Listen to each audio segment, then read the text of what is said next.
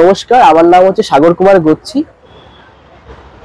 আর আমার বাবার নাম হচ্ছে সন্তোষ কুমার গচ্ছি। এটা হচ্ছে মাটির হাঁড়ির চিকেনটা, মানে হান্ডি চিকেন, তাই তো? 22 বছরের দোকান। আগে বাবা চালাতেন,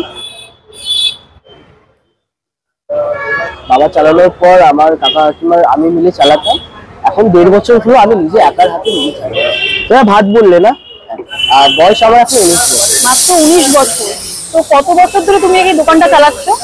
আমি 1.5 বছর হলো চালাচ্ছি। আর কাকিমা থাকার সময় ওনার সাথেই আমি চালাতাম, কিন্তু আমি একার হাতে এখন 1.5 বছর হলো চালাই, 1.5-2 বছর কাটাতে। মানে মোটামুটি তোমার বয়স যখন 17.5 তখন থেকে তুমি দোকান চালাচ্ছ?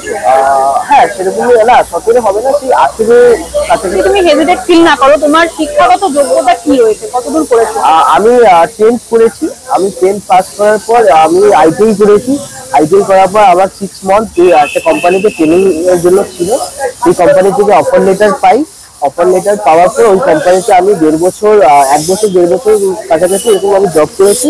জব করার পর আমি এখন যখন লকডাউন হয়ে যায়, লকডাউনের পরে আমার দোকানটা তখন ছিল ওখানে। আমার বাবার কথাটাও আমার মনে পড়ে কি বাবার ইচ্ছা ছিল কি কেউ দোকানটা করুক।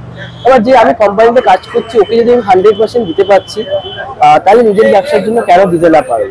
তখনই ডিসাইড করি, আমার কাকা কাকিমাকে এই কথাটা বলি। হ্যাঁ, ওনারাও ফুললি আমাকে সাপোর্ট করেন। ঠিক আছে, এবার তাহলে দোকানটাই করা যাক, ফ্যামিলি সবাই একসাথে থেকে এই দোকানটা ঠিক মতন দাঁড় করানো যায়, এটা খুবই ভালো কথা।